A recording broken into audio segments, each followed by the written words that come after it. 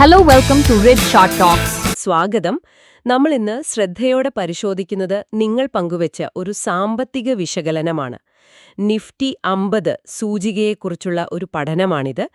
കഴിഞ്ഞ വെള്ളിയാഴ്ച, അതായത് സെപ്റ്റംബർ 12-ലെ മാർക്കറ്റ് ഡാറ്റ വെച്ചിട്ട് വരുന്ന തിങ്കളാഴ്ചത്തെ സെപ്റ്റംബർ 15-ലെ വ്യാപാര സാധ്യതകളെക്കുറിച്ചാണിതിൽ പറയുന്നത്. നിഫ്റ്റി 50 ഓഹരി വ്യാപാര തന്ത്രങ്ങൾ എന്ന ഈ വിശകലനത്തിലെ പ്രധാന കാര്യങ്ങൾ എന്തൊക്കെയാണെന്ന് നമുക്കൊന്ന് ആഴത്തിൽ നോക്കാം. അപ്പോൾ ആദ്യം തന്നെ വെള്ളിയാഴ്ച മാർക്കറ്റ് ക്ലോസ് ചെയ്തപ്പോൾ എന്തായിരുന്നു അവസ്ഥ? ഈ വിശകലനം അതിനെ എങ്ങനെയാണ് കാണുന്നത്? അവിടെ നിന്ന് തിങ്കളാഴ്ചയിലേക്ക് എന്തൊക്കെ സൂചനകളാണ് കിട്ടുന്നത്?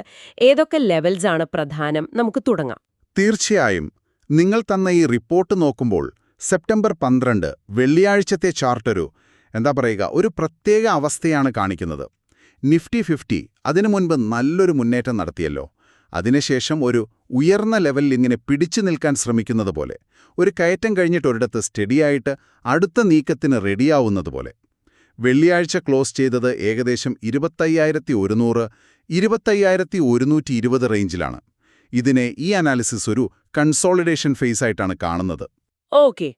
അപ്പോ ഈ കൺസോളിഡേഷൻ, അതായത് ഈ തങ്ങി നിൽക്കൽ, ഇത് തിങ്കളാഴ്ചത്തേക്ക് എന്താണ് അർത്ഥമാക്കുന്നത്? ഇതൊരു പുതിയ മുന്നേറ്റത്തിനുള്ള തുടക്കമാണോ, അതോ ഒരു തളർച്ചയുടെ സൂചനയാണോ ഈ വിശകലനം തരുന്നത്? അത് നല്ല ചോദ്യമാണ്. ഈ വിശകലനം പറയുന്നത് എന്താണെന്ന് വെച്ചാൽ, ഈ കൺസോളിഡേഷൻ അത് രണ്ട് സൈഡിലേക്കും സാധ്യത തരുന്നുണ്ട്. അതായത് മുകളിലേക്കുള്ള യാത്ര തുടരുന്നതിന് മുൻപുള്ള ഒരു ചെറിയ റെസ്റ്റ് ആകാം, അല്ലെങ്കിൽ ചിലപ്പോൾ ആ മുന്നേറ്റത്തിന്റെ പവർ കുറയുന്നതിന്റെ സൂചനയുമാകാം. അതുകൊണ്ടുതന്നെ അടുത്ത സ്റ്റെപ്പ് എങ്ങോട്ടാണെന്ന് വ്യക്തമായ സിഗ്നൽ കിട്ടുന്നതുവരെ കുറച്ച് ശ്രദ്ധിക്കണം എന്നാണ് ഈ പഠനം പറയുന്നത്. അവിടെയാണ് ഈ സപ്പോർട്ട്, റെസിസ്റ്റൻസ് ലെവലുകൾ ரொம்ப മുഖ്യമാകുന്നത്. ശരി. നമുക്കാദ്യം താഴേക്കുള്ള കാര്യങ്ങൾ നോക്കാം. വില കുറഞ്ഞാൽ താങ്ങ് കിട്ടാൻ സാധ്യതയുള്ള സപ്പോർട്ട് സോണുകൾ. ഈ വിശകലനം പറയുന്നത് തൊട്ടടുത്തുള്ള സപ്പോർട്ട്, അതായത് വില കുറഞ്ഞാൽ ആദ്യം ഒരു താങ്ങ് കിട്ടാൻ സാധ്യതയുള്ള ഏരിയ ഏകദേശം 25,040 തൊട്ട് 25,060 വരെയാണ്. അവിടെ ഒരുപക്ഷെ വാങ്ങാൻ ആൾക്കാരുണ്ടാവാം എന്നൊരു സൂചനയുണ്ട്. ഈ 25,040-60 എന്ന ആദ്യത്തെ സപ്പോർട്ട് ബ്രേക്കായാലോ? അടുത്ത പ്രധാന ലെവൽ ഏതാണ് ഈ റിപ്പോർട്ടിൽ പറയുന്നത്? അതെ, അപ്പോൾ ഈ ആദ്യത്തെ സപ്പോർട്ട് പോയാൽ പിന്നെ ശ്രദ്ധിക്കേണ്ടത് 24,880, 24,900 എന്ന ലെവലാണ്. ഇതിനെ രണ്ടാമത്തെ സപ്പോർട്ടായിട്ടാണ് ഈ വിശകലനം കാണുന്നത്. ഇനി അതിനും താഴെ കുറച്ചുകൂടി സ്ട്രോങ് ആയിട്ടുള്ള ഒരു ഡിമാൻഡ് സോൺ, അതായത് നല്ല രീതിയിൽ വാങ്ങൽ വരാൻ സാധ്യതയുള്ള ഏരിയ ആയിട്ട് 24,750, 24,780 റേഞ്ചിനെയാണ് ഈ പഠനം മാർക്ക് ചെയ്യുന്നത്. എന്തുകൊണ്ടാണ് ആ 24,750, 24,780 എന്ന റേഞ്ച് കൂടുതൽ ശക്തമാണെന്ന് ഈ വിശകലനം കരുതുന്നത്? എന്തെങ്കിലും പ്രത്യേക കാരണം? ഈ റിപ്പോർട്ടിൽ അതിന്റെ കാരണം ഡയറക്റ്റായിട്ട് പറയുന്നില്ല. പക്ഷെ സാധാരണഗതിയിൽ അത്തരം സ്ട്രോങ് സോണുകൾ ഉണ്ടാവുന്നത് ഒരുപക്ഷെ മുൻപ് പലതവണ വില അവിടെ തട്ടി മുകളിലേക്ക് പോയതുകൊണ്ടായിരിക്കാം. അല്ലെങ്കിൽ ആ ലെവലിൽ പണ്ട് വലിയ തോതിലുള്ള ട്രേഡിംഗ്, അതായത് വോളിയം നടന്നിട്ടുണ്ടാവാം. എന്തായാലും ഈ പഠനം ആ ലെവലിന് കൂടുതൽ പ്രാധാന്യം കൊടുക്കുന്നുണ്ട്. ഒരുപക്ഷെ പഴയ ചാർട്ടുകൾ നോക്കിയാൽ അത് മനസ്സിലായേക്കും. ശരി, അത് സപ്പോർട്ടിന്റെ കാര്യം. ഇനി മുകളിലേക്ക് പോയാലോ? വില കയറാൻ ശ്രമിച്ചാൽ എവിടെയാണ് ഒരു തടസ്സം വരാൻ സാധ്യത? Resistance zone. മുകളിലേക്ക് നോക്കുമ്പോൾ പ്രധാനപ്പെട്ട റെസിസ്റ്റൻസ് അല്ലെങ്കിൽ സപ്ലൈ സോണായിട്ട് ഈ അനാലിസിസ് കാണുന്നത് ഏകദേശം 25,120, 25,160 എന്ന ലെവലാണ്. വെള്ളിയാഴ്ചത്തെ ട്രേഡിംഗിൽ വില ഈ ഏരിയയിലേക്ക് വന്നപ്പോൾ മുന്നോട്ടു പോകാൻ കുറച്ചൊരു ബുദ്ധിമുട്ട് കാണിക്കുന്നുണ്ട് എന്ന് ഈ റിപ്പോർട്ടിൽ പറയുന്നു. അതിനർത്ഥം ആ വിലയിൽ വിൽക്കാൻ താൽപ്പര്യമുള്ളവർ കൂടുതലുണ്ടാവാം. ഒരു സെല്ലിംഗ് പ്രഷർ അവിടെയുണ്ട്. അപ്പോൾ ഈ സോൺ ഒരു പ്രധാന തടസ്സമായിട്ട് തിങ്കളാഴ്ചയും ഉണ്ടാവാൻ സാധ്യതയുണ്ട്. ഓക്കെ. അപ്പോൾ താഴെ 25,040, 60 സപ്പോർട്ട്, മുകളിൽ 25,120, 160 റെസിസ്റ്റൻസ്. ഇതിന്റെ ഇടയിലാണ് വെള്ളിയാഴ്ച ക്ലോസ് ചെയ്തത്. ഈ വിശകലനത്തിൽ വേറെ എന്തെങ്കിലും ടെക്നിക്കൽ ഇൻഡിക്കേറ്റേഴ്സ് പറയുന്നുണ്ടോ? RSI പോലെ ഉണ്ട്. RSI, അതായത് റിലേറ്റീവ് സ്ട്രെങ്ത് ഇൻഡെക്സിനെക്കുറിച്ചും പറയുന്നുണ്ട്. വെള്ളിയാഴ്ചത്തെ ക്ലോസിംഗ് വെച്ച് നോക്കുമ്പോൾ RSI ഏകദേശം 65 ആണെന്നാണ് ഇതിൽ കാണുന്നത്. ഇത് സാധാരണയായി മാർക്കറ്റിൽ വാങ്ങുന്നവർക്ക് കുറച്ച് മുൻതൂക്കമുണ്ട്, അതായത് ഒരു ബുള്ളിഷ് മൊമെന്റമുണ്ട് എന്നതിന്റെ സൂചനയാണ്. RSI 65 എന്നത് പോസിറ്റീവ് ആണെങ്കിലും ഈ വിശകലനം അതിനെ പൂർണ്ണമായും ബുള്ളിഷായിട്ടാണോ കാണുന്നത്? അതോ അതിലെന്തെങ്കിലും ശ്രദ്ധിക്കേണ്ടതായിട്ടുണ്ടോ? അത് പ്രധാനമാണ്.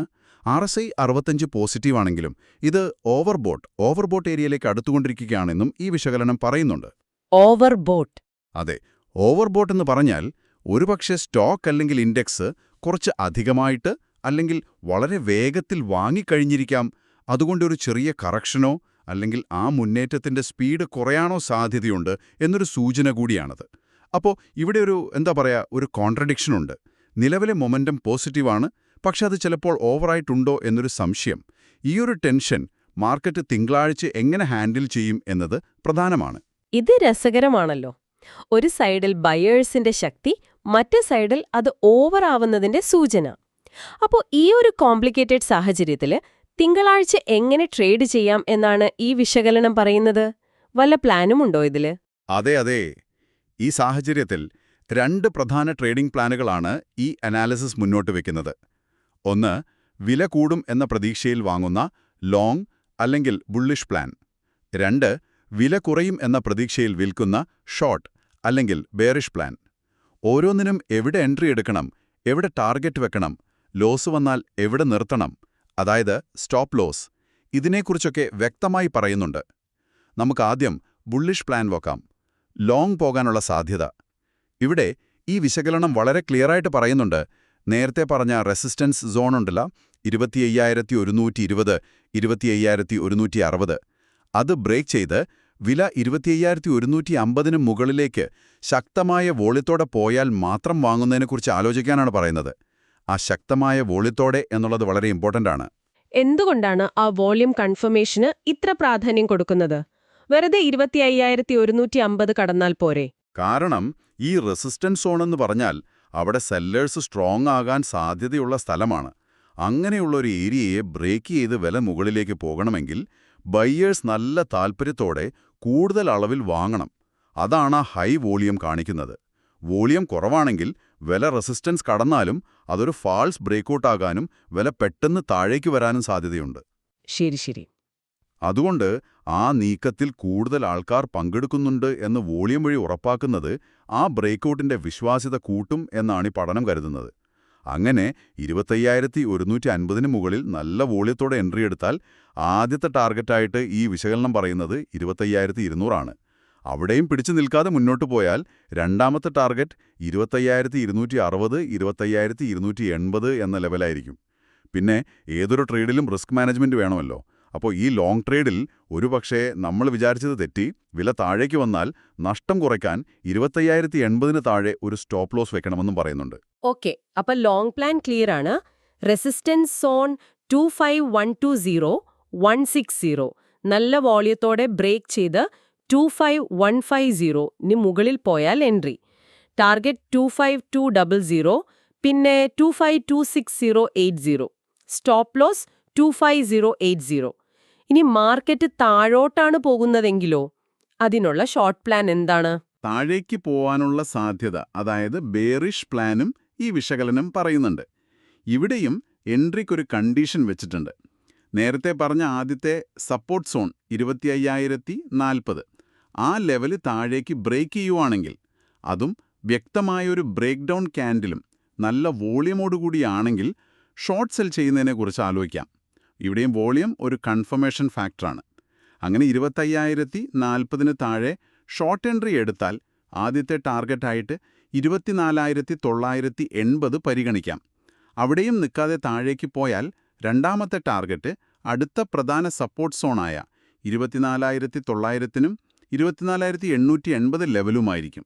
ഈ ഷോർട്ട് ട്രേഡിനുള്ള സ്റ്റോപ്പ് ലോസ് വയ്ക്കാൻ പറയുന്നത് 25,120 മുകളിലാണ്. അതായത് 25,040 ബ്രേക്ക് ചെയ്യും എന്ന് കരുതി ഷോർട്ട് ചെയ്തു, പക്ഷേ വില തിരിച്ചു കയറി 25,120 മുകളിൽ പോയാൽ ആ ട്രേഡിൽ നിന്ന് എക്സിറ്റായി ലോസ് ലിമിറ്റ് ചെയ്യണം. ഈ 25,040 ബ്രേക്ക് ചെയ്യുന്ന സിറ്റുവേഷൻ അല്ലാതെ ഷോർട്ട് പോകാൻ വേറെന്തെങ്കിലും സാധ്യത ഈ അനാലിസിസ് കാണുന്നുണ്ടോ? ഉണ്ട്. രണ്ടാമതൊരു ഷോർട്ട് എൻട്രി സാധ്യതയും പറയുന്നുണ്ട്. ഒരുപക്ഷേ തിങ്കളാഴ്ച വില മുകളിലേക്ക് പോകാൻ നോക്കി, പക്ഷെ നമ്മൾ നേരത്തെ പറഞ്ഞ 25,120, 25,160 എന്ന സ്ട്രോങ് റെസിസ്റ്റൻസ് സോൺ അത് കടക്കാൻ പറ്റിയില്ല എന്ന് വെക്കുക. ആ ഏരിയയിൽ വെച്ച് വിലയ്ക്ക് മുകളിലേക്ക് പോകാൻ പറ്റാതെ താഴേക്ക് തിരിയുന്നതിൻ്റെ വ്യക്തമായ സൂചനകൾ, ഉദാഹരണത്തിന് വലിയ റിജക്ഷൻ കാൻഡിലുകളൊക്കെ കാണിക്കുകയാണെങ്കിൽ അവിടെ വെച്ചും ഷോർട്ട് പോകാൻ ഒരു സാധ്യതയുണ്ട്. ഇത് കുറച്ചുകൂടി അഗ്രസീവായിട്ടുള്ള ഒരു എൻട്രിയാണ്. ഈ രണ്ടാമത്തെ ഷോർട്ട് എൻട്രി രീതി, അതിന്റെ റിസ്ക് എങ്ങനെയാണ്? സ്റ്റോപ്പ് ലോസ് എവിടെയായിരിക്കും വെക്കേണ്ടത്? തീർച്ചയായും ഈ രീതിക്ക് അതിൻ്റെതായ റിസ്ക് ഉണ്ട്. കാരണം നമ്മളൊരു ബ്രേക്ക് ഡൗണിന് വെയിറ്റ് ചെയ്യാതെ റെസിസ്റ്റൻസിൽ നിന്നുള്ള റിജക്ഷൻ പ്രതീക്ഷിച്ചാണ് എൻട്രി എടുക്കുന്നത്. അതുകൊണ്ട് സ്റ്റോപ്പ് ലോസ് കുറച്ചുകൂടി ടൈറ്റായിട്ട് ശ്രദ്ധിച്ചു വെക്കണം. ഈ കേസിൽ സ്റ്റോപ്പ് ലോസ് വെക്കേണ്ടത് ആ 25,160 എന്ന റെസിസ്റ്റൻസ് ലെവലിന് തൊട്ടുമുകളിലായിരിക്കും. അതായത് റിജക്ഷൻ വരും എന്ന് കരുതി ഷോർട്ട് ചെയ്തു, പക്ഷേ വില വീണ്ടും മുകളിലേക്ക് പോയി 25,160 മുകളിൽ ട്രേഡ് ചെയ്യാൻ തുടങ്ങിയാൽ ആ എൻട്രി ഫെയിലായി എന്ന് മനസ്സിലാക്കി എക്സിറ്റ് ചെയ്യണം. ടാർഗറ്റുകൾ നേരത്തെ പറഞ്ഞ ഷോർട്ട് പ്ലാനിലെ പോലെ തന്നെ 24,980, 24,900, 880 പരിഗണിക്കാം. മനസ്സിലായി. അപ്പോൾ ഷോർട്ട് പോകാൻ രണ്ട് ഓപ്ഷൻസ്. ഒന്നുകിൽ 25,040 സപ്പോർട്ട് ബ്രേക്ക് ചെയ്യുമ്പോൾ, അല്ലെങ്കിൽ 25,120 to 160 റെസിസ്റ്റൻസിൽ തട്ടി റിജക്ഷൻ കാണിക്കുമ്പോൾ. ഓരോന്നിനും അതിൻ്റെതായ എൻട്രി, സ്റ്റോപ്പ് ലോസ് രീതികളുണ്ട്. വളരെ വ്യക്തമായ പ്ലാനുകളാണ് ഈ വിശകലനം തരുന്നത്.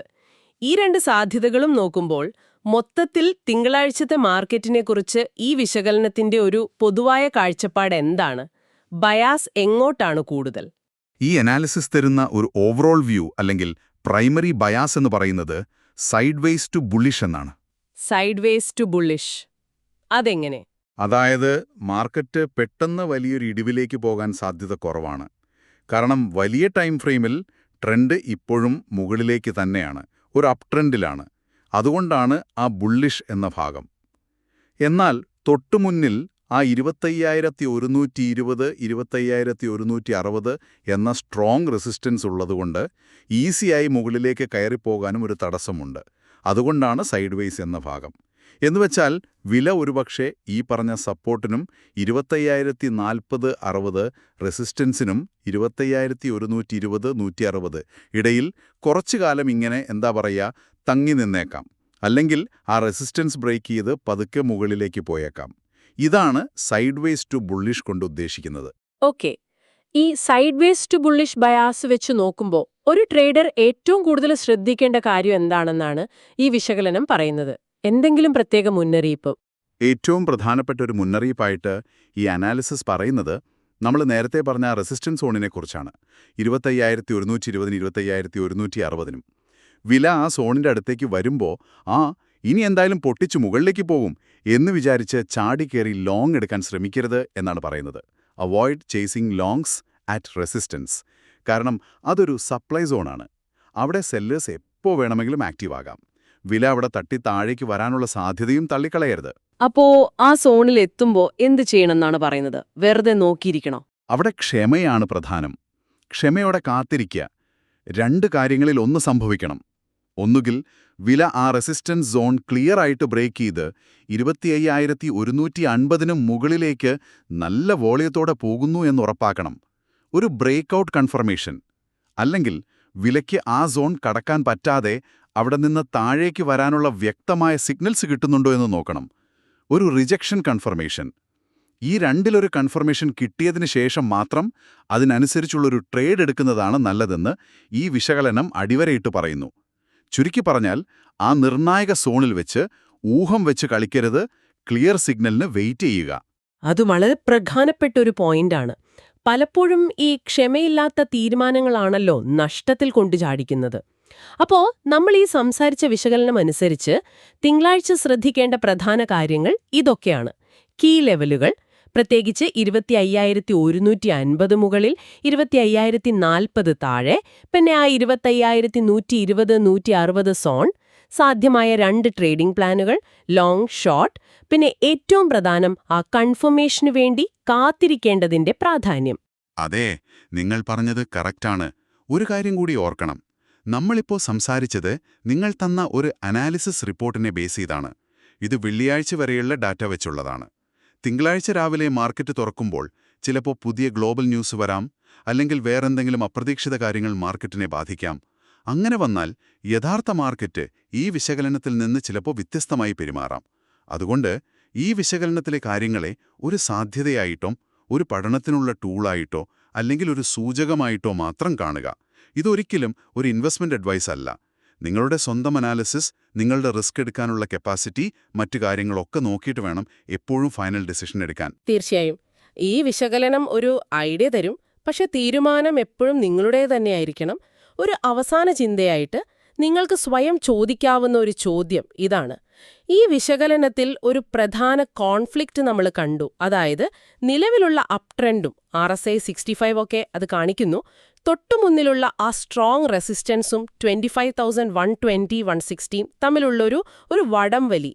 തിങ്കളാഴ്ചത്തെ യഥാർത്ഥ മാർക്കറ്റ് ഈ മൊമെന്റം വേഴ്സസ് റെസിസ്റ്റൻസ് പോരാട്ടത്തോട് എങ്ങനെയായിരിക്കും പ്രതികരിക്കുക?